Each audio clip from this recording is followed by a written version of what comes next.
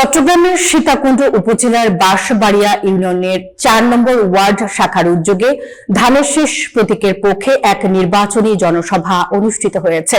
সীতাকুণ্ড প্রতিনিধি মোহাম্মদ রমিজ আলী জানান, জনসভায় প্রধান অতিথি ছিলেন চট্টগ্রাম ৪ আসনের বিএনপির মনোনীত প্রার্থী কাজী মোহাম্মদ সালাউদ্দিন। তিনি বক্তব্যে নতুন প্রজন্মের উন্নয়নমুখী চিন্তা ভাবনা তুলে ধরে সীতাকুণ্ডের সার্বিক উন্নয়ন, শিক্ষা, অবকাঠামো, যুব সমাজের কর্মসংস্থান এবং জনগণের মৌলিক সেবা নিশ্চিত করতে বিভিন্ন প্রতিশ্রুতি দেন। তার বক্তব্যে উপস্থিত সাধারণ জনগণের মধ্যে উৎসাহ ও উদ্দীপনা লক্ষ্য করা গেছে।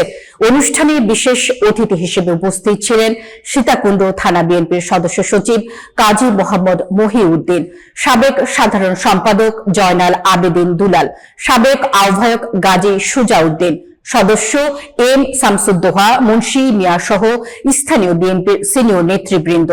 জনসভায় স্থানীয় নেতাকর্মী ও এলাকাবাসীর ব্যাপক উপস্থিতিতে পুরো অনুষ্ঠান স্থল উৎসবমুখর হয়ে ওঠে।